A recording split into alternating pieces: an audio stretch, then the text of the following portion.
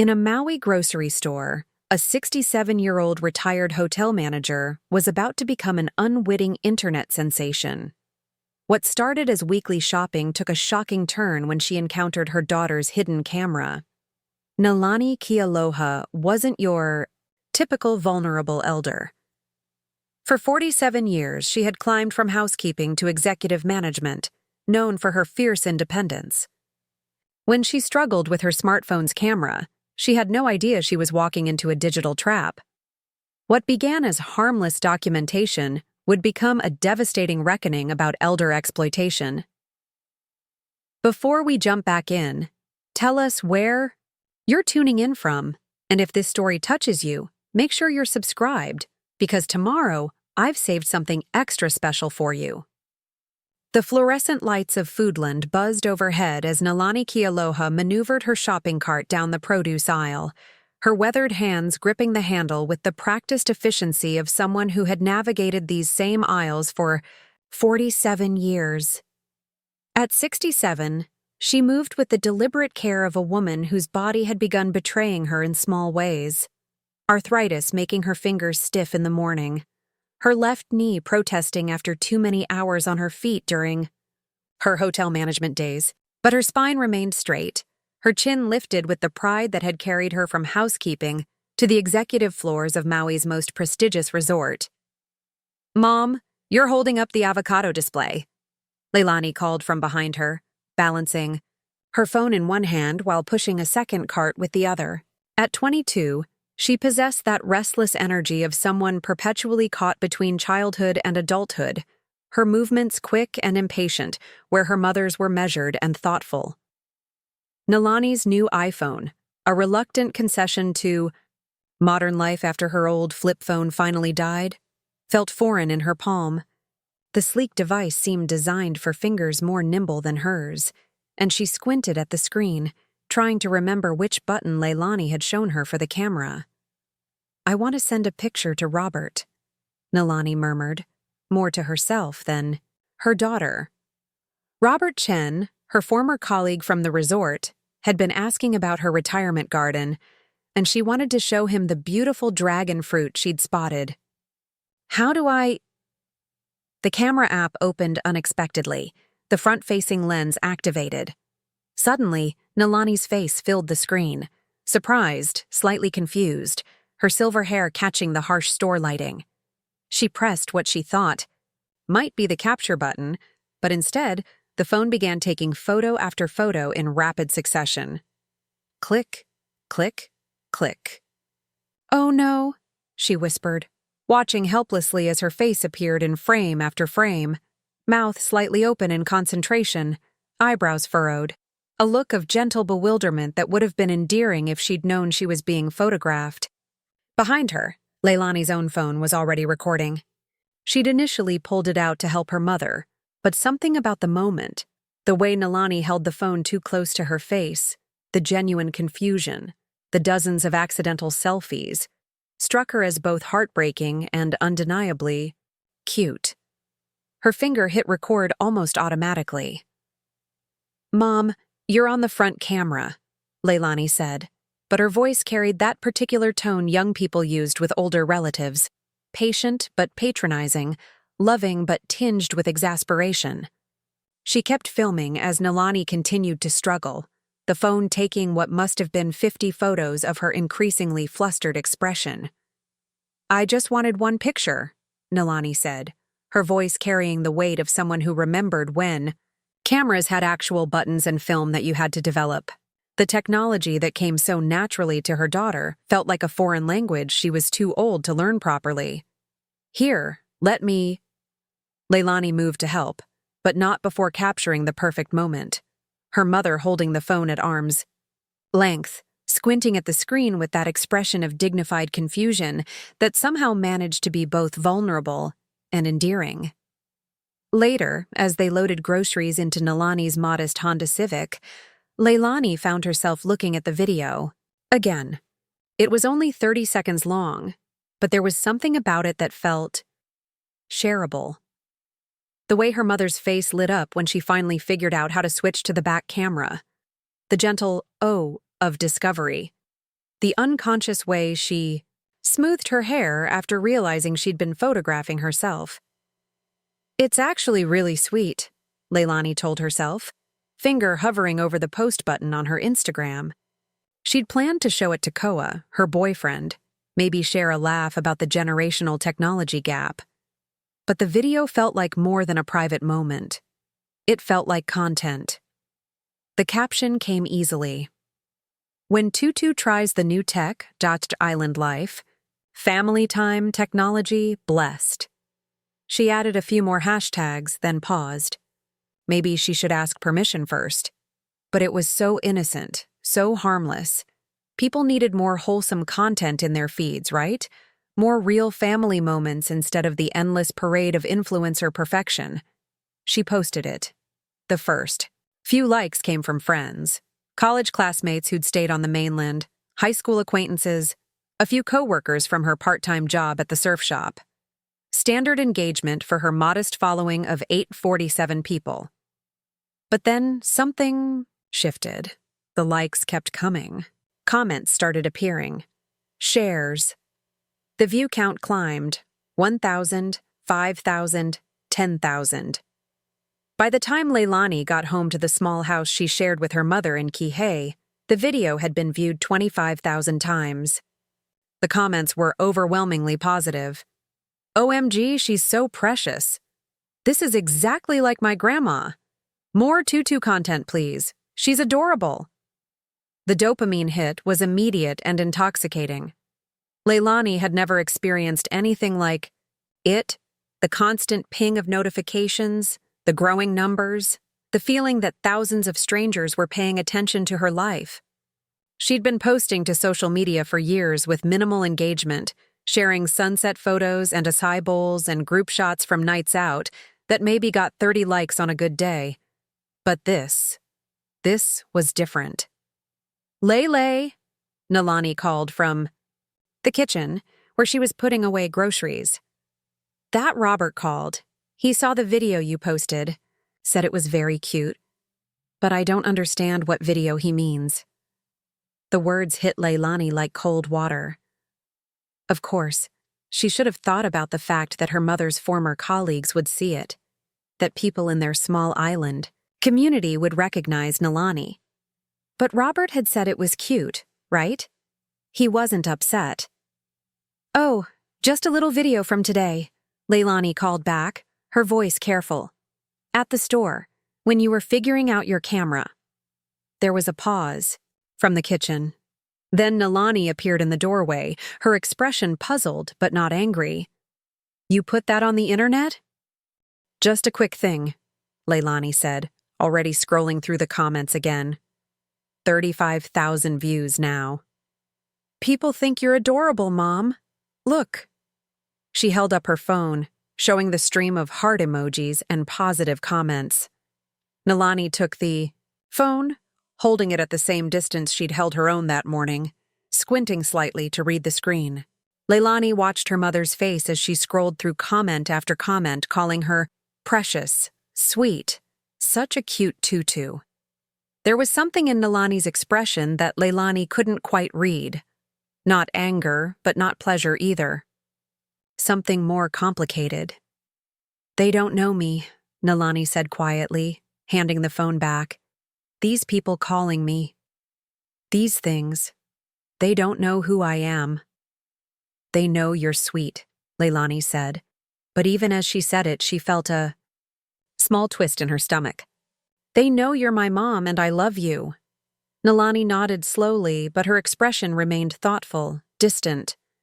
47 years I worked in hospitality," she said, almost to herself. "I know the difference between genuine appreciation and a performance." The comment stung because Leilani couldn't quite deny it. But the notifications were still coming in, the view count still climbing.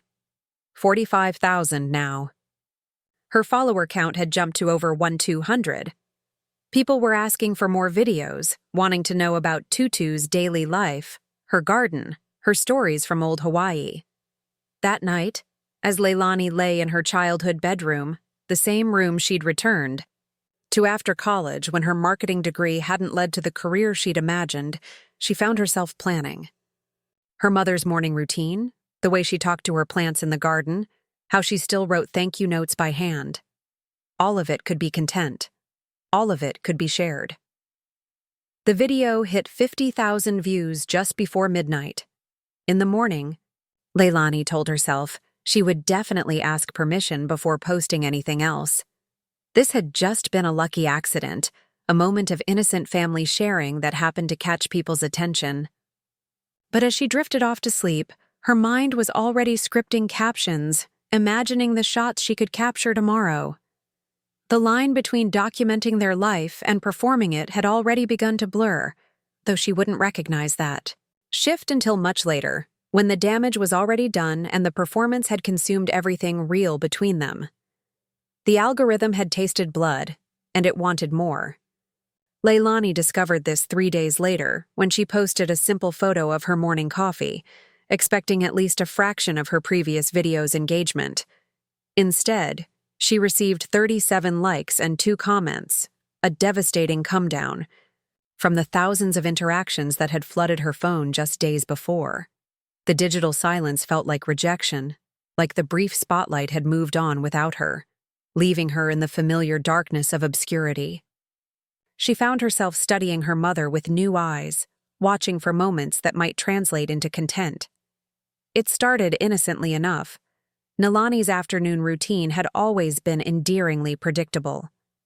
After lunch, she would settle into her favorite chair, the worn rattan one that faced the garden, ostensibly to read but often succumbing to the post-meal drowsiness that seemed to claim her more frequently these days. On Thursday, Leilani positioned herself in the kitchen doorway, phone ready, as Nalani's book slowly tilted in her hands. Her mother's reading glasses had slipped slightly down her nose, and her mouth was just beginning to fall open in the particular way that signaled the transition from consciousness to sleep. The afternoon light filtered through the lanai screens, casting gentle shadows across Nalani's face, softening the lines that spoke of decades spent under the Hawaiian sun. "Perfect," Leilani whispered, pressing record. The video captured 2 minutes of Nalani's peaceful descent into sleep, the book gradually sliding toward her lap, her breathing deepening, the small snore that Leilani had found embarrassing as a teenager, but now saw as content gold. She added text overlay. "Tutu life. When your afternoon reading time becomes nap time, island grandma, tutu nap. So relatable." This time, she didn't hesitate before posting. The response was immediate and encouraging.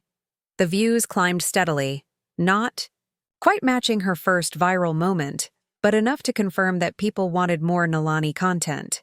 Comments poured in about viewers' own grandmothers, about the universal experience of watching elders drift off during quiet moments, about how precious and peaceful Nalani looked. Emboldened, Leilani created a dedicated account, Tutu Nalani's Island Life. The profile picture was a candid shot of Nalani tending her plumeria trees, unaware she was being photographed. The bio read, "Following the daily adventures of my amazing Tutu as she navigates retirement in paradise. Aloha, Tutu life. Maui moments." The content strategy developed organically. Nalani's struggles with her smart TV remote became, "When technology fights back."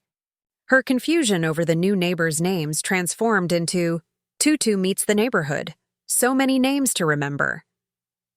The morning she spent 10 minutes looking for her reading glasses while they sat perched on her head became the "Great Glasses Mystery Solved." Each post garnered more engagement than Leilani's previous attempts at lifestyle content. Her follower count grew steadily, 500, 1,000, 2,500. The comments evolved too, becoming more familiar, more presumptuous. Strangers began offering advice about Nalani's diet, her sleep schedule, her apparent forgetfulness. Some viewers created elaborate backstories for her, treating her like a character in an ongoing show rather than a real person with her own complex inner life. "Your tutu reminds me so much of my grandma before she got really bad," one comment read. "Cherish these moments while she still recognizes you. Leilani deleted that one. The changes in their daily routine were subtle at first. Leilani found herself engineering situations that might yield good content, suggesting they try new restaurants where Nalani might struggle with unfamiliar menus, introducing her to new apps that would certainly confuse her, timing their conversations. To capture Nalani's increasing difficulty with remembering which day of the week it was. Nalani began noticing the attention during their grocery runs. It started with longer glances from other shoppers, the kind of recognition that made her pat her hair self-consciously, wondering if she'd forgotten to brush it properly. Then came the whispered conversations that stopped when she drew near, the pointing that people thought was discreet, but felt anything but subtle to someone who'd spent decades managing public spaces and reading customer behavior. "Excuse me." A young woman approached her in the produce section, phone already in hand. "Are you the grandma from those videos? The technology one? My friends and I just love watching you." Nalani felt her face flush. The woman was Leilani's age, maybe younger, with bright eyes and an eager smile that somehow made the interaction feel more invasive rather than less. "I'm sorry. I think you have me confused with someone else." No, it's definitely you. Can I get a selfie? My followers would die." The word followers hung in the air like an uncomfortable question. Nalani excused herself quickly, abandoning her half-filled cart and walking briskly toward the exit.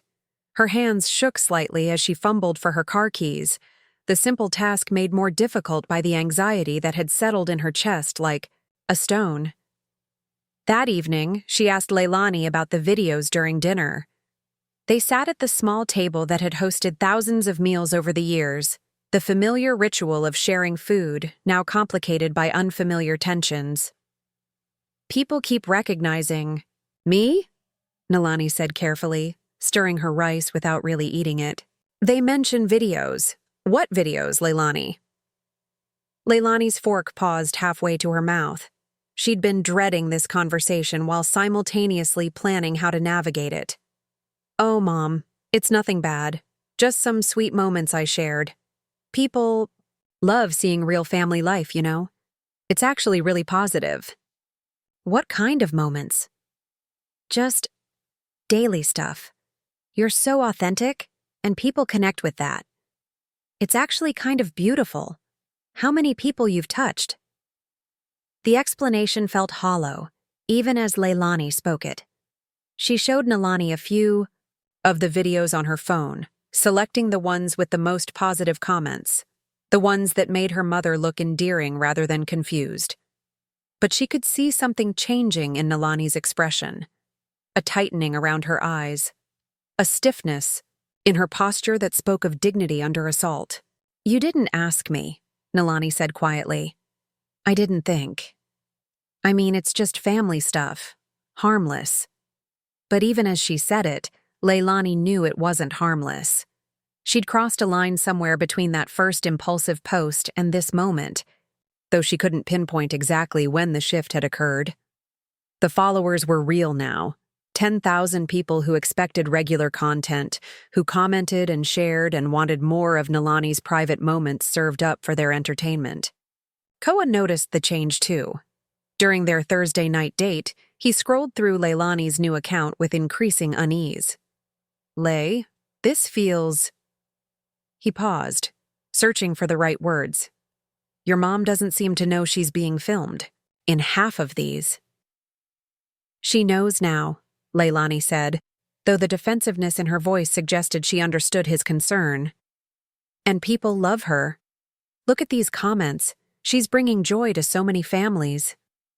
Koa read silently for a moment, his expression growing more troubled. "Some of these comments are pretty harsh, though. This one says she should be in a home. This one's making fun of her pronunciation." Leilani grabbed the phone back. "Those are just trolls. Every account gets them. The positive feedback far outweighs the negative." But that night, alone in her apartment, she found herself scrolling through the comments with new eyes. Mixed in with the heart emojis and loving messages were observations that felt more clinical, more judgmental. People discussing Nalani's decline, sharing their own stories of aging parents with what felt like pity rather than celebration. The algorithm, meanwhile, had learned what people wanted. It pushed Leilani's content to users who engaged with elder care content, disability awareness posts, and unfortunately, compilations of funny old people videos. Her audience was growing, but it was drawing from communities she hadn't intended to join. As her follower count approached 15,000, Leilani began researching monetization options. The numbers were promising. With this level of engagement, she could potentially earn enough to move out of her mother's house, maybe even make content creation her full-time job. All she needed was to maintain the posting schedule and keep her audience engaged. But engagement required content, and content required more moments of Nalani's life, more private struggles, more vulnerable instances, more of the small indignities that came with aging in a world designed for younger people. The algorithm was hungry, and Leilani was learning to feed it, one intimate moment at a time. The algorithm's appetite had grown insatiable, but it was Uncle Kai who finally served it its last meal. He arrived for their monthly family dinner carrying a plate of fresh ono and an expression that Nalani hadn't seen since the day he'd confronted their father about his drinking 40 years ago. The same set to his jaw, the same careful control, that masked volcanic anger beneath. "Nalani," he said, settling his weathered frame into the chair across from her. "We need to talk." Leilani emerged from the kitchen, her phone already positioned discreetly on the counter, ready to capture what she'd planned to frame as Sunday family dinner vibes. But something in her uncle's tone made her hand freeze halfway to the device. "Sit down, Leilani." Kai's voice carried the authority of someone who'd helped raise her, who'd taught her to fish in these same waters, who'd never spoken to her with anything but affection until this moment. "Both of you need to see this." Preparing and narrating. This story took us a lot of time, so if you are enjoying it, subscribe to our channel. It means a lot to us. Now back to the story. He pulled out his own phone, the basic model he'd finally accepted after years of resistance, and navigated to a webpage with the deliberate movements of someone uncomfortable with technology, but determined to master it for this moment. The screen filled with thumbnails, dozens of them, all featuring Nalani's face. "My friend Gary's granddaughter showed him this yesterday. Said half the island's been watching." Kai's finger trembled slightly as he scrolled through the videos. "At first, I didn't believe him." Nalani leaned forward, her reading glasses sliding down her nose as she tried to process what she was seeing. There was her face, repeated endlessly, in small rectangles accompanied by text she couldn't quite read. Her confusion at the grocery store, her afternoon nap, her struggle with the TV remote, her embarrassment over forgetting the new neighbor's name. "Click on this one," Kai said, his voice carefully controlled. The video filled the screen. Nalani, in her favorite chair, mouth slightly open in sleep, a small line of drool just visible at the corner of her lips. The text overlay read, "When Tutu's 3 p.m. energy hits different, nap queen, jock elderly life, so relatable." Below, a stream of comments. Scrolled past, "My grandma does this too. She's drooling. This is so wholesome. Getting old is rough, lol." The blood drained from Nalani's face as she watched herself, vulnerable, unguarded, private, being consumed by thousands of strangers. Each view felt like a violation, each comment like fingers poking at her dignity. "How long?" she whispered. Kai scrolled through the account, his weathered fisherman's hands surprisingly gentle with the device. "Looks like months. 67 videos. Almost 20,000 followers." The number hit Nalani like a physical blow. 20,000 people had watched her struggle, had witnessed her small failures, had seen her at her most human and reduced it to entertainment. Her breath came in short, sharp gasps. "Leilani!" Nalani's voice when she found it was barely recognizable. Low, dangerous, carrying a fury that seemed to emanate from somewhere deep in her chest. What is this? Leilani, who had been frozen in the kitchen doorway, finally moved. But instead of approaching with shame or apology, she lifted her chin with the defiance of someone who'd been preparing for this confrontation. Mom, it's not what it looks like. People love you. Look at all these positive comments. Positive? Kai's voice cracked like a whip. You call this positive? Getting old is rough? She's drooling? These people are laughing at your mother? Leilani, at my sister. They're not laughing at her, they're laughing with, I'm not laughing. Nalani's voice exploded through the small house, carrying 40 years of accumulated authority from managing crisis situations, from commanding respect in professional settings, from being someone people looked to for solutions rather than entertainment. I'm not laughing, and I didn't consent to be your... She struggled for the word, her vocabulary failing to encompass this new form of betrayal. Your content. The silence that followed was deafening. Through the screens, they could hear the ocean's eternal rhythm, the trade winds rustling through the palm fronds, the normal sounds of island life continuing while their world imploded. Leilani's carefully constructed justifications began tumbling out. Mom, you don't understand social media. This is how people connect now. You're bringing joy to families, helping them appreciate their own elders. The comments might seem harsh, but the overall impact is positive. Look. She grabbed her phone, frantically scrolling. This woman says watching you helped her call her grandmother. This person says you remind them to be patient with their aging parents. Built on my humiliation, Nalani said quietly, her voice now deadly calm. My confusion, my struggles. You've turned me into a cautionary tale, a comedy act. That's not... Show her the money one, Kai interrupted, his own phone still displaying the account. Leilani's face went pale. What? The one where you're asking people to support the account. Something about monetization. Nalani's eyes fixed on her daughter with laser focus. Money? The word hung in the air like a condemnation.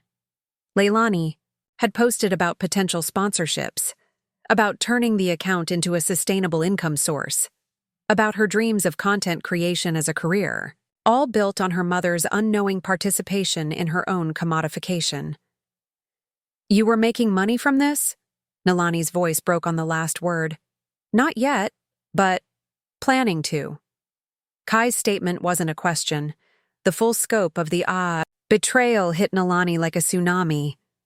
Not only had her daughter violated her privacy, exposed her vulnerabilities, and turned her into public entertainment, she'd planned to profit from it. Every confused moment, every struggle with technology, every on of aging had been potential revenue. Nalani stood slowly, her arthritis forgotten in the white heat of her rage and devastation. She looked at Leilani, really looked at her, as if seeing a stranger wearing her daughter's face. You sold me, she said simply, to strangers, for clicks, for money. Mom, please let me explain. But Nalani was walking away, her movements stiff with shock and betrayal. At the threshold between the dining room and her bedroom, she turned back. Once, 47 years I worked to build respect. 47 years of proving myself, of earning dignity. And you destroyed it in 4 months for 20,000 strangers and the promise of pocket change. The bedroom door closed with a quiet click that somehow felt more final than any slam. In the terrible silence that followed, Kai slowly gathered his things. When he spoke, his voice carried the weight of cultural authority, of traditions that stretched back generations. In our culture, Leilani, kupuna are sacred. Elders are treasures, not entertainment. What you've done. He paused, searching for words that could encompass the enormity of her violation. This is not who we raised you to be. The front door closed behind him, leaving Leilani alone with her phone, her 20,000 followers, and the devastating realization that she had traded her mother's dignity for digital validation. Outside, the ocean continued its eternal rhythm, indifferent to the trust that had just shattered like shells against the reef. The bedroom door had remained closed for 3 days. Leilani sat on the living room couch, her phone face down beside her, its silence more deafening than the constant notifications that had once defined her days. She'd tried knocking, soft, tentative raps that went unanswered. She'd tried speaking through the door, offering explanations that sounded increasingly hollow even to her own ears. She'd tried waiting, hoping that time would somehow soften the magnitude of what she'd done. But Nalani's silence was absolute, impenetrable as the bedroom walls that had become her fortress. The house felt different now, charged with an energy that made Leilani's skin crawl. Every familiar space had been transformed by her mother's absence from it. The kitchen where they'd shared thousands of meals now echoed with the memory of Nalani's broken voice. "You sold me." The living room where they'd watched movies together felt like a crime scene, the couch where her mother used to nap now a monument to violation. Koa arrived Tuesday evening, his usual easy smile replaced by something more careful, more guarded. They sat on the lanai, the trade winds carrying the scent of plumeria from Nalani's garden, flowers that no one had watered since Sunday night. "The whole island knows," he said without preamble. "My mom's book club, my dad's fishing buddies, the guys at work. Everyone's talking about it." Leilani felt her stomach clench. "What are they saying?" "That you exploited your mother for internet fame. That you violated the most basic principles of respecting our elders." His voice was steady, but she could hear the disappointment beneath. "They're not wrong, Lei. I didn't mean for it to become this big. It started innocent, I swear, just sweet family moments." "But it didn't stay innocent, did it?" Koa pulled out his phone, navigating to her account with the weary movements of someone who'd spent days wrestling with a painful decision. "Look at this progression. The first video. Okay, maybe that was just impulse. But then you created a whole account. You planned this, Lei. You strategized around your mother's vulnerabilities." She watched him scroll through months of content, seeing it through his eyes for the first time. The evolution was undeniable, from spontaneous moments to calculated staging, from affectionate observation to exploitation of dignity. The comments had grown crueler too. Hidden among the supportive messages were threads of mockery that she'd chosen not to see. And this. He stopped on a video from 2 weeks ago, Nalani struggling to remember the word for refrigerator, her frustration visible as she pointed at the appliance and grasped for language that seemed to slip away from her. The caption read, "When Tutu's brain gets the Monday blues, Chark senior moments, Char island life, Chark relatable." 17,000 people watched your mother have what might be an early sign of cognitive decline, and you turned it into comedy content. The words hit like physical blows. Leilani had told herself it was just a senior moment, the kind everyone has regardless of age. But watching it now, seeing her mother's genuine distress at her own confusion, she couldn't maintain the fiction. "The comments on this one." Koa's voice trailed off as he read. People discussing whether she should be driving, whether she's safe living alone, whether someone should call adult protective services. Strangers are debating your mother's competency based on a 15-second video you posted for entertainment. "I can delete it all," Leilani said desperately. "Right now, delete the whole account." "Can you?" Koa's question was gentle but devastating. "Can you delete the screenshots people took, the videos they saved, the discussions happening in other groups? Can you delete the fact that 20,000 people now know intimate details about your mother's struggles with aging?" The internet's permanence, something she'd never considered during those intoxicating early days of viral success, crashed over her like a wave. Every video, every vulnerable moment, every private struggle had been scattered into the digital wind, beyond her control or recall. Her phone buzzed with a text from her manager at the retail store where she worked part-time. "Lei, we need to talk." Some customers have been asking about you and those videos. Can you come in early tomorrow? The real world was beginning to bleed into the digital consequences. Her job, her relationships, her standing in their tight-knit island community, everything was being reshaped by the choices she'd made in pursuit of likes and follows. "I love you," Koa said, his voice heavy with the weight of impending loss. "But I can't watch you destroy your family and justify it as content creation. If you can't see how wrong this is, if you can't find a way to make this right." He didn't finish the sentence, but the implication hung between them like storm clouds, another relationship casualty of her digital ambitions. That evening, Dr. Patricia Yamamoto made her weekly house call to check on Nalani's arthritis medication. She'd been treating the Kealoha family for 15 years, had seen Nalani through her husband's death and the difficult transition to widowhood. She knocked on the front door, expecting the usual warm greeting. Instead, Leilani answered, looking haggard and hollow-eyed. "She won't come out," Leilani said without preamble. "She won't eat, won't talk to me. She missed her Tuesday morning walk with Mrs. Chen, and she never misses that walk." Dr. Yamamoto's expression grew serious. "How long has she been isolating?" "3 days, since she found out about—" Leilani's voice broke. "Since she found out what I did." The doctor listened as the story tumbled out. The videos, the followers, the violation of privacy and dignity. Her expression grew increasingly grave, the clinical part of her mind cataloging symptoms while the human part recoiled from the cruelty disguised as affection. "Leilani, what you're describing is a form of elder abuse. Emotional abuse, specifically. The isolation, the loss of appetite, the withdrawal. These are classic responses to trauma." The word abuse landed like a slap. "I never hurt her.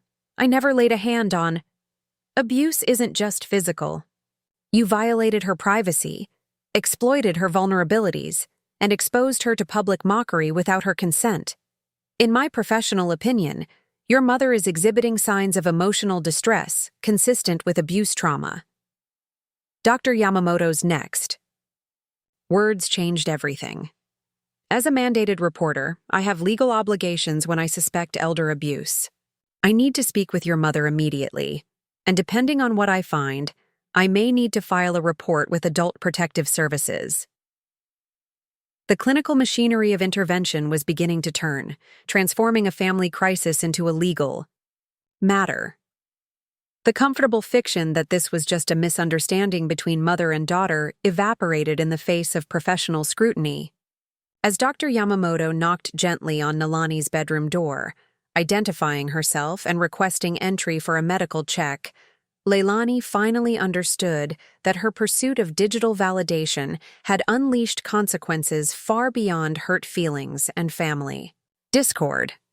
She had committed a crime against the person she loved most, and the state of Hawaii was about to take notice. James Mitchell arrived on Thursday morning carrying a leather portfolio and 23 years of experience in recognizing the careful choreography of family dysfunction.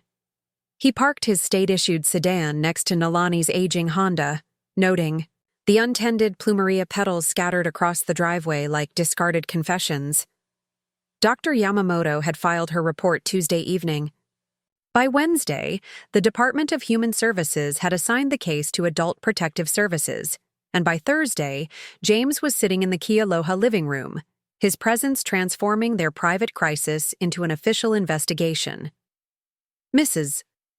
Kealoha," he said gently, addressing Nalani, who sat rigid in her chair, her hands folded with the kind of precision that spoke of barely controlled emotion. "I want you to know that this conversation is confidential and you're not in any trouble. We're here because we're concerned about your well-being." Nalani's voice, when she found it, carried the hollow quality of someone who'd spent 4 days processing betrayal. "I don't understand why the government needs to be involved in a family matter. Ma'am, when someone reports suspected elder abuse, we're legally required to investigate. Dr. Yamamoto was acting in your best interest when she filed that report." The word abuse still sounded foreign in their living room, too harsh and clinical for the space where Leilani had grown. Up, where family photos chronicled decades of birthday parties and graduations and Christmas mornings. But James had learned to recognize abuse in all its forms, the obvious bruises and neglect, but also the subtler violations of dignity and autonomy. "Can you tell me about these videos, Mrs. Kealoha?" For the next hour, Nalani's story emerged. In careful, measured sentences. She described the grocery store incident, the gradual escalation of content creation, the growing recognition from strangers, and finally, the devastating moment of discovery. James took notes, his expression remaining professionally neutral, even as the scope of the exploitation became clear. "Did you give permission for these videos to be recorded?" "No." "Did you give permission for them to be posted online?" "No." "Did you know you were being filmed during these incidents?" "Most of the time, no." James made careful notations. In his experience, elder abuse cases often involved complex family dynamics, financial desperation, and gradual erosion of boundaries. But this case was different. The abuse had been broadcast, documented, monetized for public consumption. Leilani. He turned to address the younger woman who'd been sitting silently on the couch, her phone face down but somehow still omnipresent.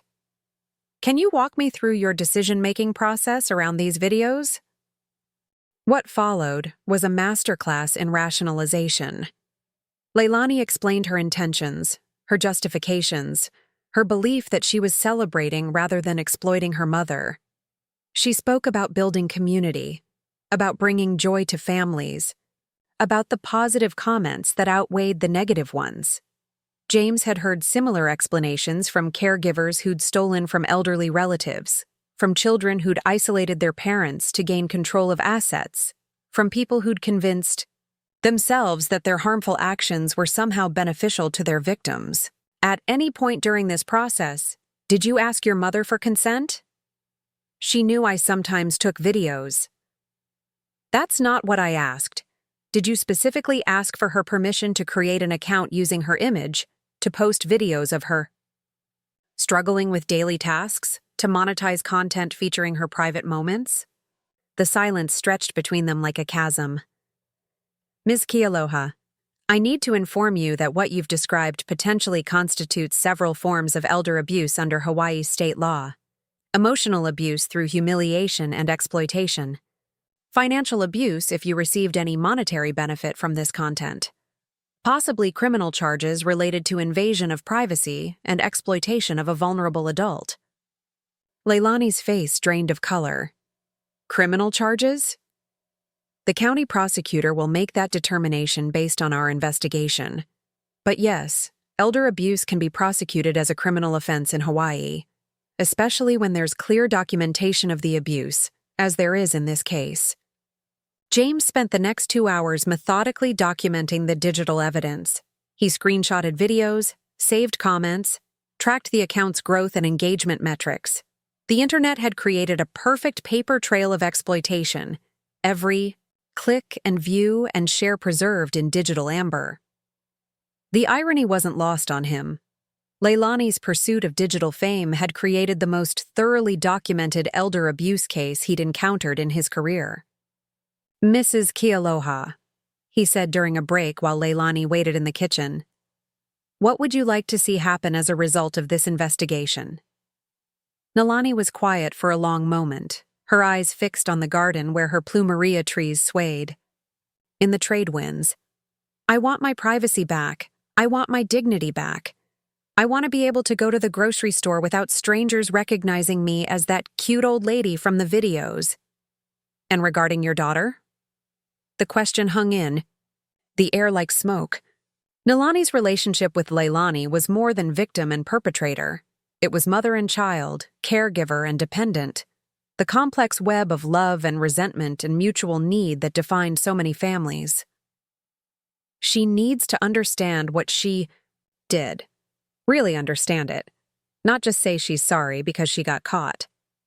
That afternoon, James interviewed Uncle Kai at his small fishing boat in Lahaina Harbor. The older man's anger had crystallized into something harder and more focused during the week since the confrontation. "In our culture, kupuna are sacred," Kai said, his weathered hands working to repair a fishing net with practiced efficiency. What Leilani did, putting her mother's private struggles on display for strangers to mock, it's a violation of everything we believe about respecting our elders. How has this affected the family dynamic? It's destroyed it. Nalani won't talk to Leilani. The rest of the family is taking sides. Some are saying we should handle this within the family, traditional style. Others are saying this is too big for family justice, that she needs to face real consequences. James made notes about cultural context, understanding that his investigation was unfolding within a community that had its own complex relationship with traditional Hawaiian values and modern American legal systems. His final interview was with Tutu Rose, the family matriarch who'd agreed to speak with him at her small apartment in Wailuku. At 84, she commanded respect simply by existing, her presence filling the room despite her small stature. "That girl forgot who she is," Tutu Rose said simply. "Forgot where she comes from. Forgot that we take care of our kupuna, we don't make them into entertainment for strangers." What would traditional Hawaiian justice look like in this situation? Ho'oponopono, making things right. But first, the person who did wrong has to truly understand the harm they caused. Has to feel it in their now, their gut. I don't think that girl feels anything yet except sorry for herself. James left the interview with a fuller understanding of the cultural dimensions of the case. This wasn't just about individual privacy, violations. It was about the erosion of cultural values, the commodification of elder wisdom, the intersection of traditional respect and modern exploitation. That evening, he compiled his preliminary report. The evidence was overwhelming. The harm was documented, and the potential for criminal charges was significant. But he'd also learned that the family wanted healing more than punishment, understanding more than revenge. His recommendation would balance legal accountability with cultural restoration, formal consequences with family healing. The prosecutor would ultimately decide whether to file charges, but James could influence that decision with his assessment of the case's complexities. As he finished his report, James reflected on the strange evolution of abuse in the digital age. Technology had created new ways to violate dignity, new methods of exploitation that previous generations couldn't have imagined. The law was still catching up to these realities, still learning to address crimes that left no physical bruises, but caused profound psychological harm. Somewhere across town, Nalani sat in her bedroom, finally venturing out to water her plumeria, trees as the sun set over Maui. The investigation had given her something she'd lost in the aftermath of discovery: agency. She was no longer just a victim of her daughter's digital exploitation. She was a participant in her own justice. The state of Hawaii would now decide whether Leilani's pursuit of viral fame constituted a crime. But regardless of that outcome, the family would have to navigate the more complex question of whether love could survive such a fundamental violation of trust. Tutu Rose's living room felt like a court of ancient wisdom, where the weight of tradition pressed down with the gravity of centuries. She had arranged the chairs in a circle, each positioned with the deliberate care of someone who understood that placement mattered, that the physical space would shape the spiritual work about to unfold. "Ho'oponopono," she announced as the family gathered on Saturday morning, her voice carrying the authority of her 84 years and her role as keeper of cultural knowledge.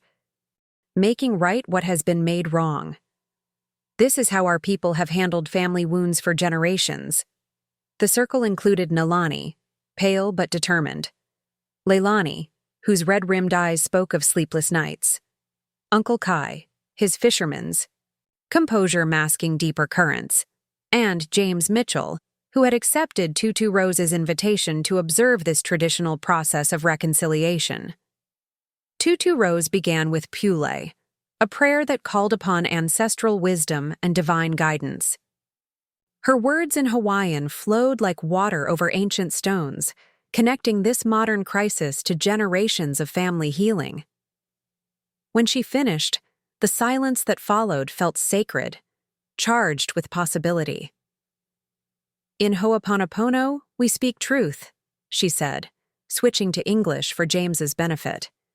"Not the kind of truth that makes us look good, but the kind that cuts to the bone. We talk story until everyone understands, really understands, what happened and why." She turned to Leilani first, her eyes holding the kind of love that could survive devastating disappointment. "Granddaughter, you will speak first. Tell us why you did this thing." Leilani's prepared explanations, the ones she'd rehearsed about celebrating family, about bringing joy to others, crumbled under her grandmother's unwavering gaze. Instead, what emerged was rawer, more honest. "I was afraid," she whispered. "After college, everyone else seemed to know what they were doing, had careers and purpose. I was living with Mom, working retail, feeling like a failure. When that first video went viral, for the first time in years, I felt like I mattered, like I was good at something." Tutu Rose nodded, encouraging her to continue. "And I was afraid of Mom getting older, watching her struggle with technology, seeing her forget things. It scared me. Making videos made it feel manageable somehow. Like if I could turn it into content, into something people found sweet or funny, then it wasn't this terrifying preview of losing her." The confession hung in the air like smoke from ceremonial fires. Leilani's exploitation of her mother's aging hadn't just been about fame or money. It had been about her own terror of mortality, her inability to process the role reversal that comes when children watch parents become vulnerable. "So you made your fear into entertainment," Tutu Rose said, not unkindly but with the precision of a surgeon removing infected tissue. "You took your mother's sacred journey into elder wisdom and turned it into comedy for strangers." "I didn't think of it that way. But that's what you did." Tutu Rose's voice carried the weight of cultural authority. "In our culture, kupuna are treasured precisely because they carry our history, our wisdom, our connection to the ancestors. When we mock their struggles, we mock our own future selves. We break the sacred chain of respect that holds families together." She turned to Nalani. "Sister, now you speak. Tell us how this has affected you." Nalani's voice, when it came, was steadier than anyone expected. The week of isolation, the investigation, the cultural context that Tutu Rose provided, all of it had helped her process the violation she'd experienced. "I worked 47 years to build respect," she began. "Started as a hotel housekeeper when Leilani's father and I first married. Worked my way up to management. Every day I had to prove I was competent, that I deserved to be listened to, that my opinions mattered. I earned my mana through decades of hard work and good decisions." Her voice grew stronger as she continued. "In 4 months, Leilani undid all of that. She made me into a joke, a cautionary tale, a source of pity. Strangers began looking at me like I was helpless, like I needed to be protected from myself. She stole my dignity and sold it for the approval of people who will never know my real story." James made careful notes, recognizing that Nalani was articulating something crucial about the nature of dignity and respect, about how social media could weaponize aging itself. "But the deepest hurt," Nalani continued, her voice breaking slightly, "was that it came from my own daughter. The person I trusted most in the world used that trust to exploit me. She turned our relationship into content, our private moments, into public entertainment. She commodified my love for her." Leilani was crying now, but Tutu Rose held up a hand when she tried to speak. "Not yet, child. You haven't earned the right to speak again." She turned to Uncle Kai. "Brother, what do you see in this situation?" Kai's response came from the depth of cultural knowledge, from years of living between traditional Hawaiian values and modern realities. I see a young woman who forgot her roots. In the old days, families lived together across generations, and everyone had a role. Everyone had respect. The young took care of the old, but they also learned from them, honored their experience. He gestured toward Leilani. This one treated her mother like a child instead of a teacher. She saw weakness where she should have seen wisdom, saw content where she should have seen sacred space. She violated the most basic principle of our culture, respect for our kupuna. And what should happen now? Tutu Rose asked. In the old way, she would need to make amends not just to her mother, but to the whole community. She would need to demonstrate through actions, not words, that she understands the harm she caused. She would need to rebuild trust grain by grain, like sand slowly filling a broken calabash. Tutu Rose nodded approvingly, then turned to James. And you, Mr. Mitchell? What does your law say about this situation? James chose his words carefully, understanding that he was speaking not just as an investigator, but as a representative of a legal system that often clashed with traditional Hawaiian justice. The law recognizes that what happened here constitutes elder abuse, emotional abuse through humiliation and exploitation. Ms. Kealoha could face criminal charges, fines, even jail time. But I've also learned this week that punishment alone doesn't heal families or restore cultural values. He paused, looking around the circle. What I see here is a family that wants healing more than revenge, understanding more than punishment. The legal system can provide consequences, but it can't restore relationships or rebuild trust. That work has to happen within the family and the community. Tutu Rose smiled for the first time since the gathering began. This is wisdom. Now, Leilani, you may speak again, but only if you can speak truth that cuts to your own bone. Leilani looked around the circle, at her mother's guarded expression, her uncle's disappointment, her grandmother's stern love, the investigator's professional compassion. When she spoke, her voice carried a humility that hadn't been there before. I see now that I treated Mom like she existed for my benefit, like her struggles were my material to use. I didn't see her as a person with her own dignity, her own right to privacy. I saw her as my mother, which in my mind meant she belonged to me somehow. She turned to face Nalani directly. I violated something sacred, not just your privacy, but the respect that should flow from child to parent, from young to old. I broke trust that took a lifetime to build, and I did it not out of love, but out of my own selfishness and fear. The acknowledgement hung in the circle like an offering, not yet accepted but finally truthful. Tutu Rose closed the ceremony with another prayer, this one asking for guidance in the difficult work of forgiveness and restoration. As the family members prepared to leave, she pulled Leilani aside. Ho'oponopono is not a magic spell, granddaughter. It doesn't erase what you did or make everything okay. It's the beginning of a long road back to Pono, to rightness. Your mother may choose to forgive you someday, but she doesn't owe you that forgiveness. You owe her the work of becoming worthy of it. As they left Tutu Rose's apartment, the family carried with them not resolution, but understanding of the cultural dimensions of Leilani's betrayal, of the long work of restoration ahead, and of the truth that some violations of trust change the fundamental nature of relationships forever. The question now was whether Leilani had the strength and humility to walk the long road back to worthiness, and whether Nalani could find her way to a forgiveness that didn't require forgetting. The cursor hovered over the delete button like a held breath, trembling with the weight of digital finality.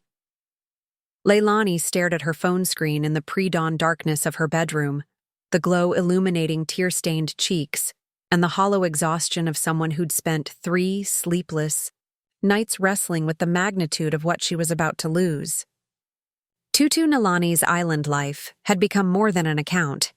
It had become her identity, her purpose, her tenuous connection to relevance in a world that had otherwise left her behind. 23,000 followers. Millions of total views. Comments from strangers who called her creative, funny, a joy to follow.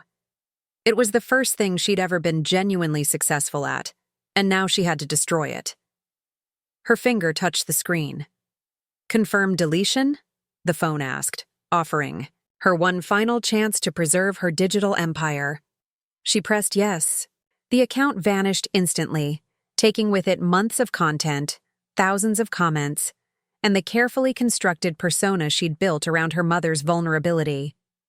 The silence that followed felt apocalyptic. No notifications, no engagement. Metrics, no constant validation stream to distract her from the hollowness that had been eating at her for years. But within minutes, her phone buzzed with messages from followers who'd noticed the disappearance. OMG, where did the account go? Did something happen to Tutu? I'm so worried. I saved some of the videos, don't worry, I can send them. To you. That last message hit like a physical blow. While she'd been agonizing over the decision to delete, her audience had been curating their own collections, screenshotting and saving and redistributing her mother's most vulnerable moments. Across other platforms, the internet's permanence mocked her gesture of deletion. She could eliminate the original source, but the content had already metastasized beyond her control. She opened Instagram to find fan accounts dedicated to Tutu Nalani moments. TikTok showed compilation videos of her mother's struggles set to trending audio clips. Facebook groups discussed Nalani's cognitive decline with the casual authority of strangers who'd watched 15-second clips and considered themselves experts. The realization crashed over her like a rogue wave. She couldn't take it back. Not really. Her mother's private moments would continue circulating in the digital ecosystem, viewed and shared and commented upon by people who would never know Nalani as anything more than content to consume during their morning scroll. Koa found her that morning hunched over her laptop, frantically searching for every instance of her mother's image online, sending takedown requests to platforms and messaging users who'd reposted the content. It's everywhere, she said without looking up, her voice hoarse from crying. I deleted everything, but people saved it. There are whole accounts now just posting her videos. I can't stop it. He sat beside her on the couch, close enough to offer comfort but careful not to touch. Their relationship still navigating the wounded space between love and accountability. Lay, you can't control the internet, but you can control what you do now. What I do now doesn't matter. The damage is permanent. Maybe. But permanent damage doesn't mean permanent hopelessness. Your mom is starting therapy with Dr. Yamamoto. Uncle Kai is working with community leaders to create digital privacy education for elders. Tutu Rose is talking about traditional healing practices. Everyone is doing the work of moving forward. What work are you doing? The question hung between them like a challenge. Since the deletion, Leilani had been trapped in a cycle of regret and digital forensics, trying to undo the undoable instead of figuring out how to live with the consequences of her choices. That afternoon, she drove to Dr. Susan Park's office in Kahului, the therapist Dr. Yamamoto had recommended for families dealing with social media addiction and digital boundary violations. The waiting room felt like purgatory, too bright, too quiet, filled with magazines about healthy living that seemed to mock her current state of psychological collapse. Tell me about the deletion, Dr. Park said once they'd settled into her office, a space designed to feel safe but clinical, like a compassionate laboratory for dissecting human dysfunction. It felt like killing myself, Leilani admitted. Like erasing everything I'd accomplished, everything I was good at. I know that sounds dramatic, but that account was. It was the only thing in my life that felt successful. What did success mean to you in that context? Numbers, views, likes, followers, engagement, people paying attention to something I created, people telling me I was talented, that I made them happy. I'd never had that before. Dr. Park made notes with the focused attention of someone who'd seen this particular strain of digital addiction many times before. And your mother's role in that success? I told myself she was a collaborator, but Leilani's voice broke. She was the product. I was selling her struggles, her confusion, her aging process to strangers for their entertainment. I turned my own mother into content. The sessions that followed were exercises in uncomfortable honesty. Dr. Park helped Leilani map the psychology of her exploitation, how her fear of failure had made her desperate for external validation, how her terror of her mother's mortality had driven her to commodify the aging process, how her arrested development had left her emotionally equipped to justify cruelty as creativity. Social media addiction often masks deeper issues with self-worth and identity, Dr. Park explained during their third session. The dopamine hit from likes and comments becomes a substitute for genuine accomplishment and authentic relationships. But it's never enough, so the behavior escalates. More content, more invasive content, more exploitation of whatever generates engagement. So I'm an addict? You're someone who used digital validation to avoid dealing with real-world problems. Your career stagnation, your fear of independence, your complicated relationship with your mother's aging. The addiction was to the feeling of mattering, of being seen. Your mother's vulnerability just happened to be your drug of choice. Meanwhile, across town, Nalani was having her own therapeutic revelations with Dr. Yamamoto. The sessions focused not just on processing the betrayal, but on rebuilding her sense of self-worth independent of others' opinions. Both the cruel strangers who'd mocked her online and the daughter who'd violated her trust. The hardest part, Nalani told Dr. Yamamoto during a session in late November, is that I started seeing myself through their eyes, wondering if I really was becoming incompetent, if my struggles with technology meant something was wrong with me. She didn't just violate my privacy, she made me doubt my own reality. That's called gaslighting, even when it's unintentional. When someone's perception of you becomes public entertainment, it can distort your own self-perception. Part of healing is reclaiming your narrative, understanding that your worth isn't determined by how easily you adapt to new technology or how gracefully you age. The work was slow and painful for both women. Individual excavation of wounds that had been inflicted within their relationship, but required separate healing. Leilani learned to sit with the discomfort of having no digital audience, no constant stream of validation to distract her from the fundamental emptiness in her life. Nalani learned to distinguish between the legitimate challenges of aging and the distorted narrative that had been created around those challenges. By December, 3 months after the deletion, something had shifted. Leilani had started volunteering at the Maui Adult Daycare Center, working with elders in ways that honored their dignity rather than exploiting their vulnerabilities. The work was unpaid, unglamorous, and completely invisible to the internet. Qualities that would have repelled her 6 months earlier, but now felt like necessary medicine.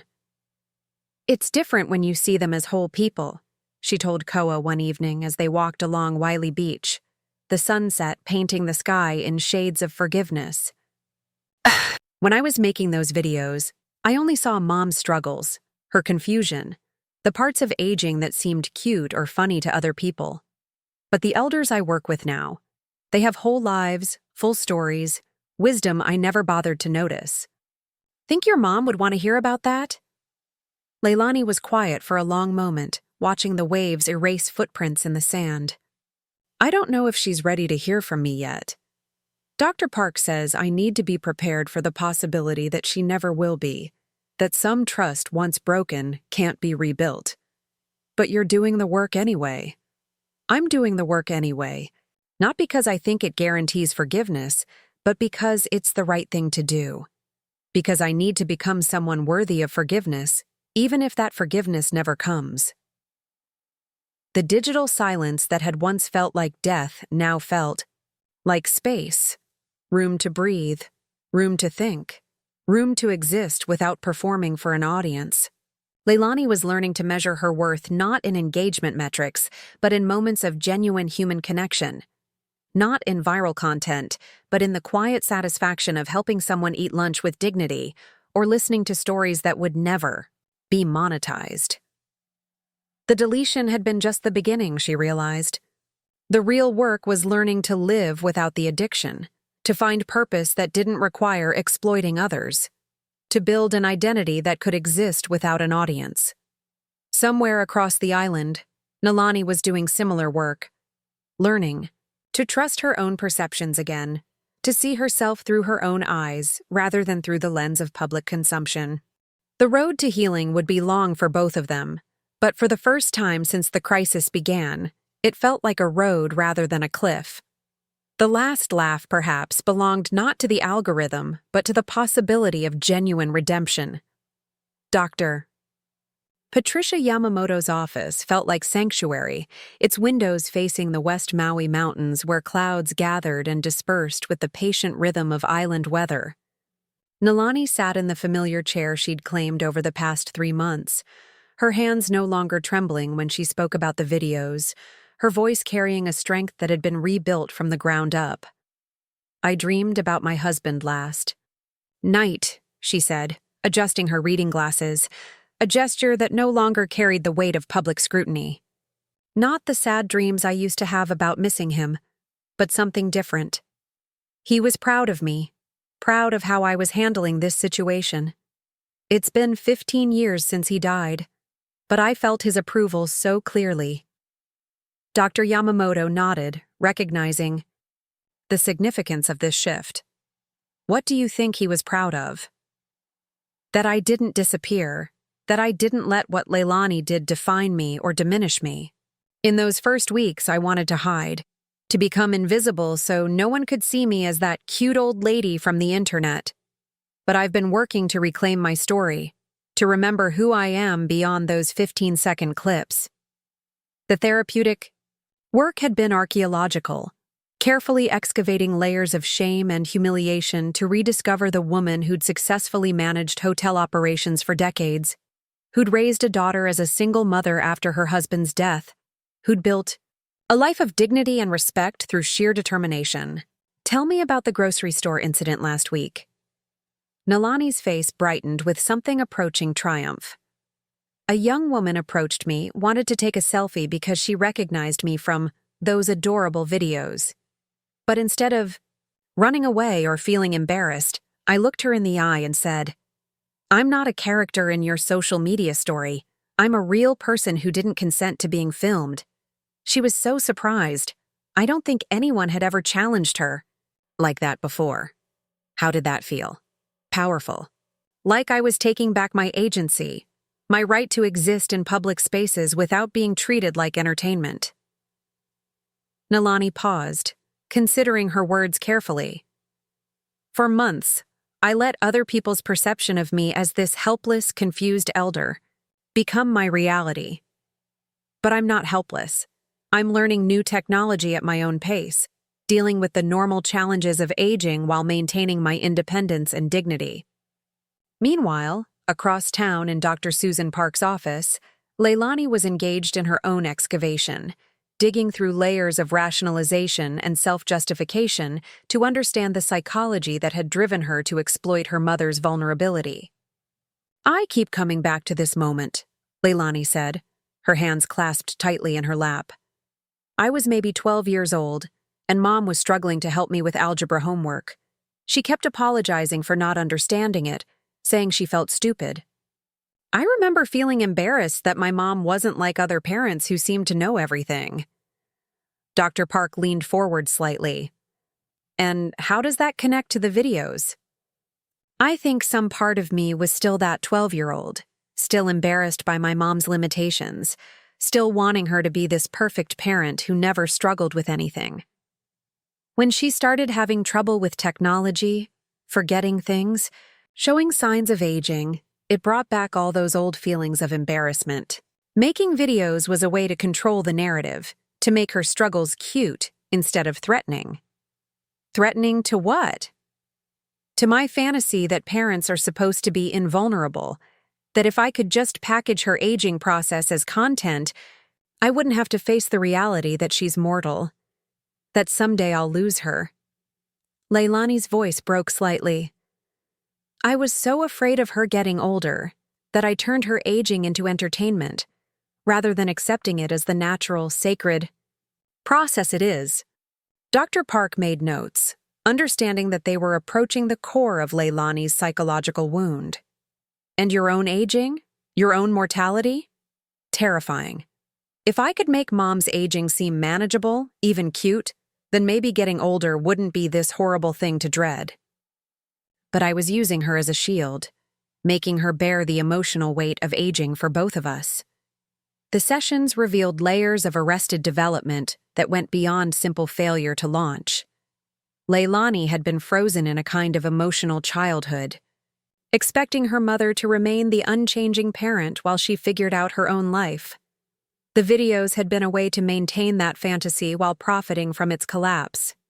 I think I was angry at her for aging, Leilani admitted during a particularly difficult session in January. Angry that she wasn't the same person who used to fix everything, who seemed to have all the answers.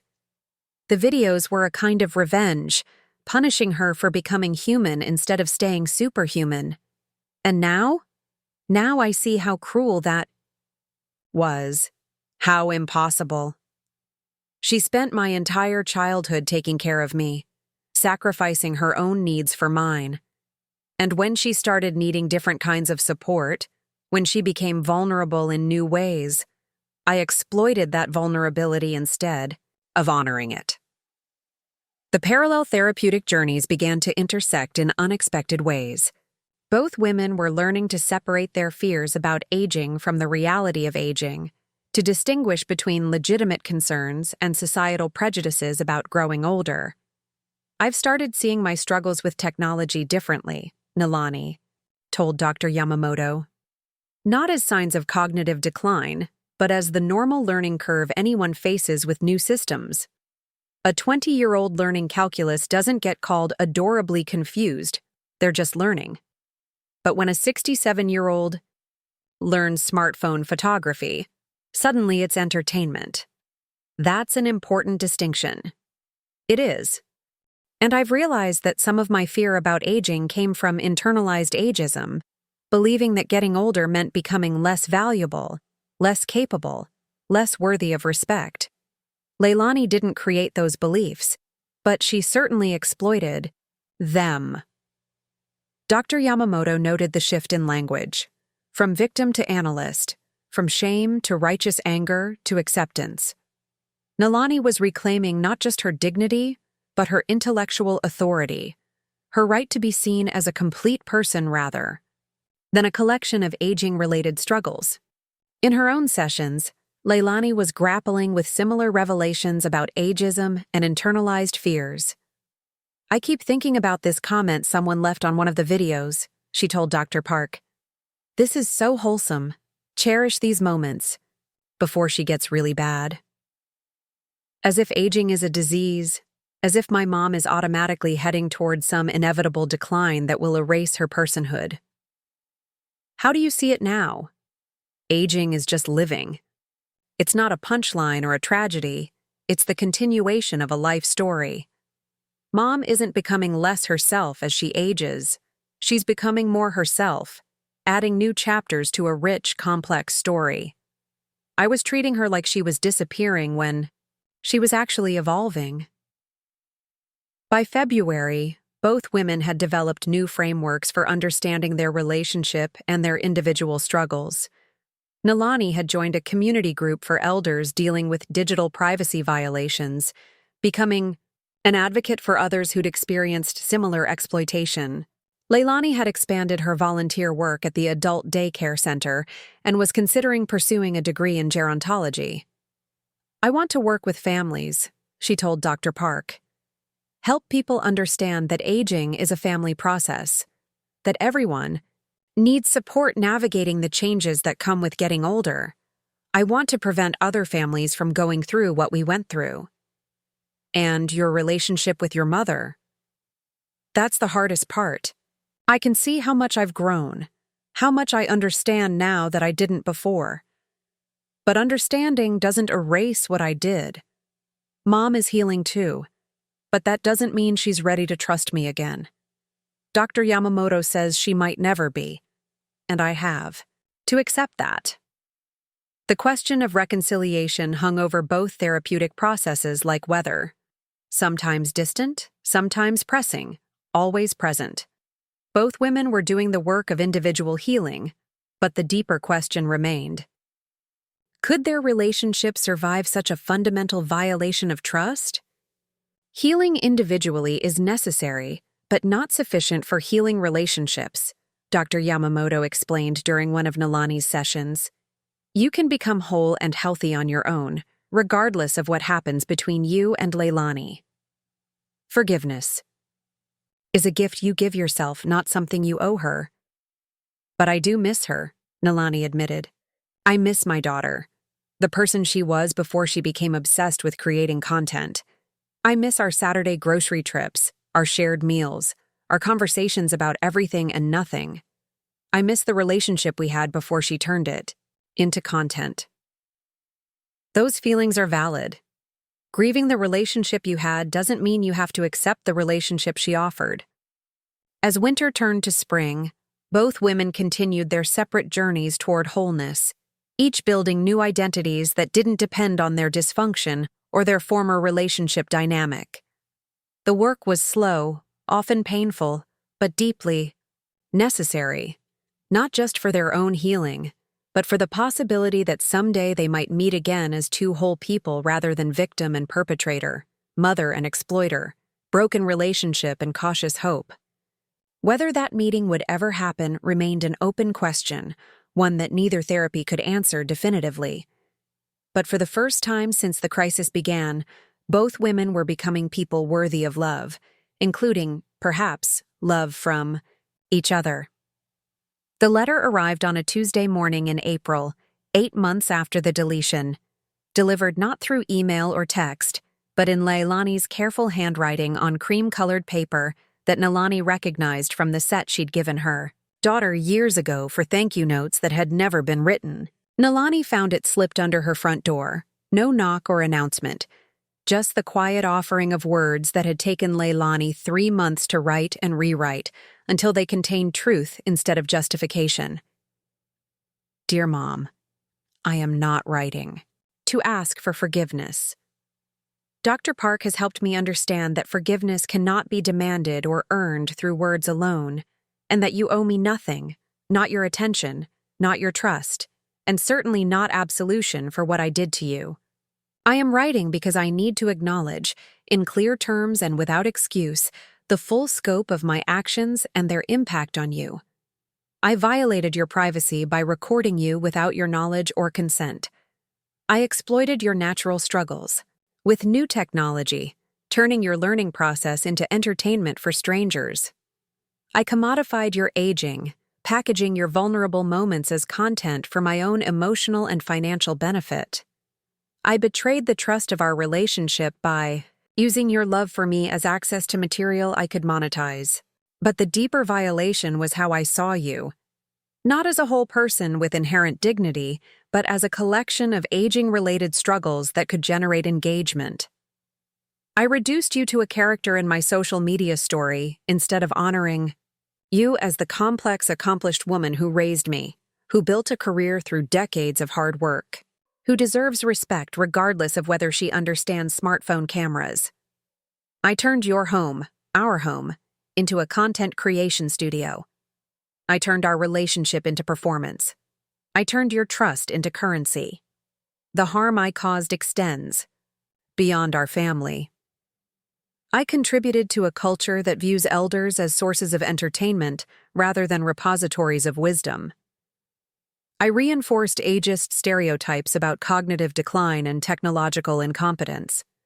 I violated Hawaiian cultural values about respecting kupuna, values you worked to instill in me throughout my childhood. I know that thousands of strangers still have access to videos of your private moments. I know that my actions created lasting consequences that cannot be undone. I know that you continue to be recognized in public, continue to navigate the aftermath of exposure you never consented to. I take full responsibility for these harms. They resulted from my selfishness, my fear of irrelevance, my inability to process my own terror about aging and mortality. None of these explanations excuse my behavior, but I want you to know that I understand my motivations now in ways I didn't before. I have been working with Dr. Park for 7 months to understand not just what I did, but why I was capable of doing it. I have been volunteering at the adult daycare center, learning to see elders as complete people with rich inner lives rather than sources of content. I have been attending cultural education sessions with Uncle Kai to understand the depth of my violations against our values. I am pursuing a degree in gerontology, not to rehabilitate my image, but because I want to spend my life helping families navigate aging with dignity instead of exploitation. I want to prevent other families from experiencing what we experienced. I am telling you these things not to prove that I deserve forgiveness, but to demonstrate that I am trying to become someone worthy of the mother you were to me for 22 years before I chose to betray your trust. Whether or not you ever choose to have a relationship with me again, I will continue this work. Not because I expect it to change anything between us, but because it is the right thing to do. Because you deserved better from me, and because other elders deserve better from their families. I love you. I am sorry.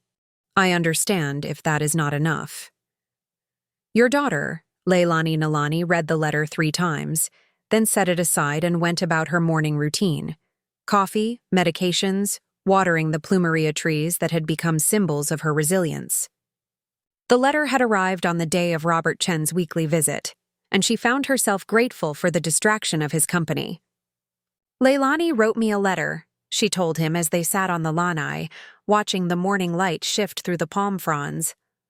Robert, who had become her closest friend over the months since the crisis, understood the significance immediately. How do you feel about that? Surprised that she didn't ask for anything. No requests to meet, no expectations of response. Just accountability. They sat in comfortable silence, the kind that had developed between 2 people who understood loss and the slow work of rebuilding trust after betrayal. Robert's wife had died of dementia 2 years earlier, and his journey through grief had taught him patience with complex emotions. She's been volunteering at the daycare center where my friend David spends his afternoons, Robert said eventually. David says she's different from the young people who usually work there. More respectful, more interested in listening to stories than taking pictures. Nalani absorbed this information without comment. Through her work with the elder advocacy group, she'd heard similar reports. Leilani showing up consistently, doing unglamorous work without fanfare, treating the residents as individuals rather than entertainment. That afternoon, James Mitchell called with news about the legal case. The prosecutor had decided not to pursue criminal charges, influenced by Nalani's preference for restorative justice over punishment, and by evidence of Leilani's genuine efforts at rehabilitation. However, James added, the case has prompted new legislation about digital consent and elder protection. Your experience is helping other families avoid similar exploitation. The irony wasn't lost on Nalani. Her violation had become a catalyst. For protecting others, her pain transformed into policy that might prevent future harm. It felt like a kind of justice, imperfect but meaningful. That evening, she called Uncle Kai. I want to have a family meeting, she said. Not ho'oponopono this time. That requires both parties to be ready for reconciliation. And I'm not there. Yet. But I want to talk to Leilani, with family present, to see if the person who wrote this letter is the same person who can speak truth, face to face.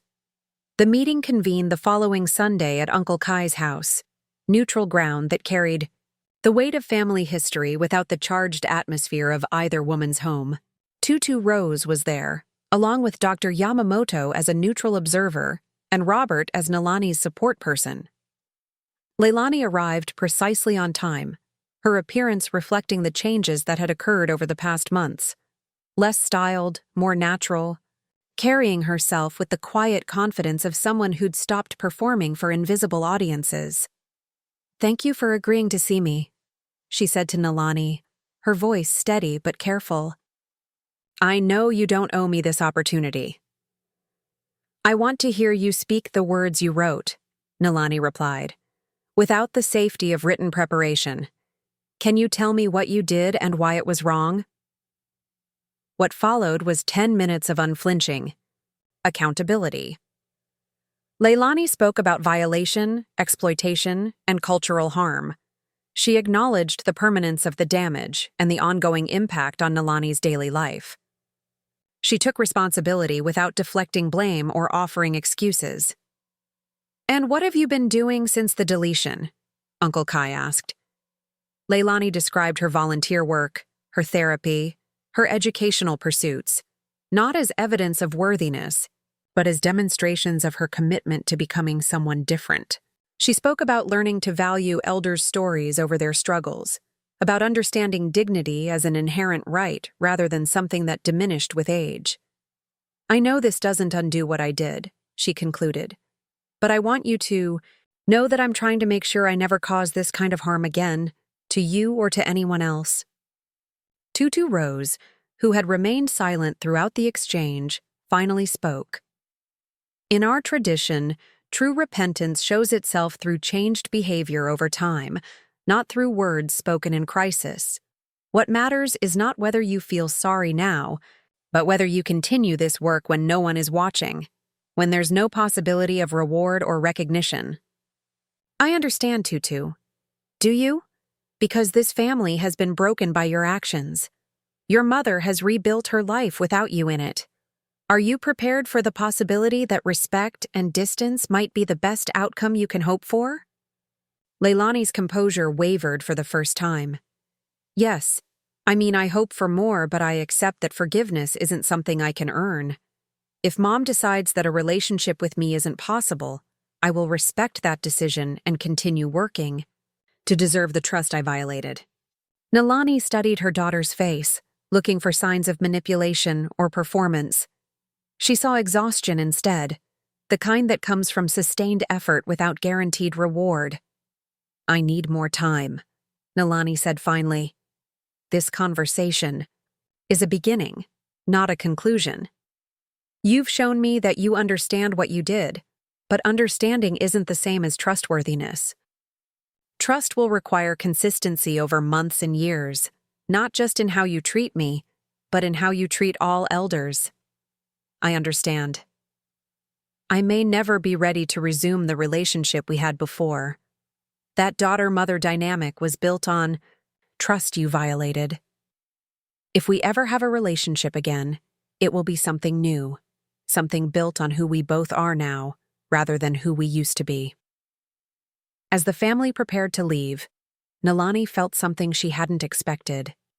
Not forgiveness. Exactly, but the absence of active anger. The rage that had sustained her through the early months of crisis had been replaced by something more complex. Cautious curiosity about whether the woman who'd written that letter could sustain the humility it demonstrated. The work of amends, she realized, would be measured not in grand gestures, but in quiet consistency. Not in dramatic apologies, but in the daily choice to treat aging with dignity rather than entertainment. Whether Leilani had the strength for that long work remained to be seen.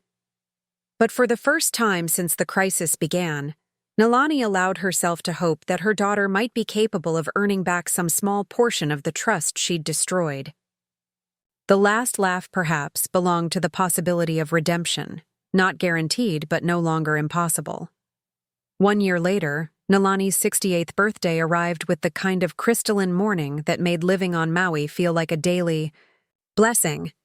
The trade winds carried the scent of plumeria and salt air through her open windows as she prepared for what would be the first family celebration since the crisis that had reshaped everything. The guest list reflected the new geography of trust that had slowly emerged over 12 months of careful navigation. Robert would be there, of course.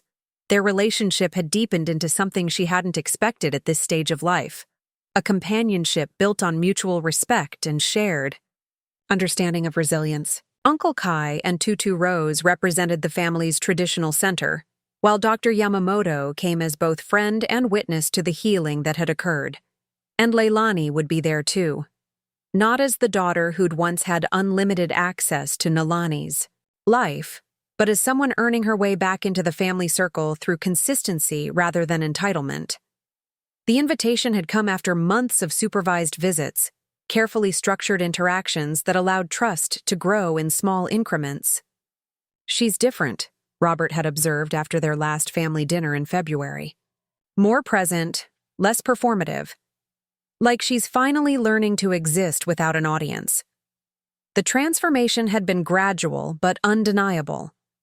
Leilani showed up when she said she would, respected boundaries without testing them, and had developed a way of interacting with Nalani that felt genuinely respectful rather than strategically apologetic. More importantly, her work with elders had continued and expanded. She was now studying gerontology full-time and had become a volunteer coordinator. At 3 different senior centers, the family gathered at Uncle Kai's house, the same space where Ho'oponopono had been practiced a year earlier. But this time, the atmosphere carried celebration rather than reckoning, hope rather than despair. 68 years of wisdom, Tutu, Rose announced, presenting Nalani with a lei made from male leaves, traditional recognition of honor and respect. And 1 year of proving that dignity cannot be stolen, only temporarily misplaced. The presents reflected their new reality. Robert gave her a book of Mary Oliver poems, each one carefully selected for its meditation on aging and time. Uncle Kai presented a photo album of family history, pictures dating back 3 generations, stories that would never be digitized or shared online. Dr. Yamamoto brought orchids for her garden, a living gift that would bloom long after the celebration ended. Leilani's gift came last, presented with the nervous care of someone still learning to navigate forgiveness. It was a hand-bound photo album, its pages filled not with social media screenshots, but with printed photographs spanning Nalani's entire life. Pictures from her hotel management career, family gatherings, quiet moments of daily life that had never been intended for public consumption. "These are all analog prints," Leilani explained, her voice carrying the weight of symbolic meaning. "No digital copies exist. They're yours alone."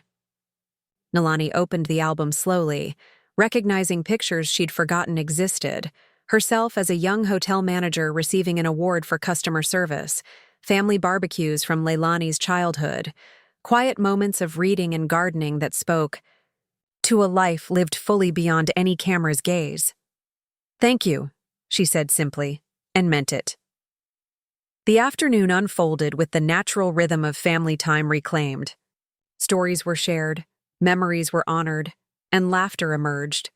Not the performed happiness of social media, but the genuine humor that develops between people who understand each other's complexity. "I have an announcement," Nalani said as they gathered around the birthday cake Uncle Kai had baked. Haupia, her favorite since childhood. "Robert and I are engaged." The news brought genuine celebration, hugs and tears, and the kind of joy that felt earned rather than expected. At 68, Nalani had found love again, proof that life could hold surprises even after betrayal, and healing. "When's the wedding?" Leilani asked, her question carrying no assumption of inclusion, just genuine interest in her mother's happiness. "Next spring. Small ceremony, family only." Nalani paused, then added with careful deliberation, "You'll be invited if you want to come." The words carried weight beyond their surface meaning, recognition that Leilani had earned her way back into the family circle, not completely but significantly. It was conditional acceptance, trust offered in careful increments rather than wholesale restoration. As the sun set over Maui, painting the sky in shades of forgiveness, the family sat on Kai's lanai sharing stories and watching the ocean's eternal rhythm. Nalani found herself studying Leilani, noting the ways her daughter had changed, the phone that stayed in her bag instead of her hand, the attention she gave to Tutu Rose's stories, the way she helped clean up without being asked. "I've been thinking about legacy," Nalani said as the evening wound down. "About what we leave behind, what we pass on to the next generation. For a while, I was afraid my legacy would be those videos, being remembered as that confused old lady from the internet." She looked around the circle of faces, each representing a different form of love and support. "But I realize now that my legacy is more complex than that. It's the work I did for 47 years, the daughter I raised, the healing I've done, the advocacy work that grew from my pain. It's this moment, right now, surrounded by people who see me as a whole person. And it's the legislation that came from your case," Dr. Yamamoto added. "The digital consent protections that will help other families avoid similar exploitation." Lailani had remained quiet during this discussion, but now she spoke with the humility that had become her most recognizable characteristic. "I'm grateful that something positive came from the harm I caused. I'm grateful that you found ways to turn violation into advocacy, pain into protection for others." "That wasn't your gift to give," Tutu Rose said firmly. "That was your mother's strength transforming your cruelty into something useful. Don't confuse consequence with contribution." The correction was gentle but clear, and Leilani accepted it without defensiveness, another small sign of genuine change. As the family prepared to leave, Nalani felt something she hadn't experienced in over a year: completeness. Not the restoration of what had been broken, but the creation of something new, a family structure built on earned trust rather than assumed bonds, respect demonstrated through actions rather than proclaimed through words. The last laugh, she realized, belonged not to algorithms or audiences, but to the resilience of love that could survive even profound betrayal. It belonged to the possibility of healing without forgetting, of moving forward without pretending. The past hadn't happened. It belonged to 68 years of wisdom, 1 year of rebuilding, and the quiet satisfaction of a life reclaimed from the digital noise that had briefly threatened to define it. The ocean's rhythm continued its eternal song, indifferent to human drama, but somehow sanctifying the small miracle of a family learning, slowly and carefully, to trust again. Up next, you've got 2 more standout stories right on your screen. If this one hit the mark, you won't want to pass these up. Just click and check them out. And don't forget to subscribe and turn on the notification bell so you don't miss any upload from us.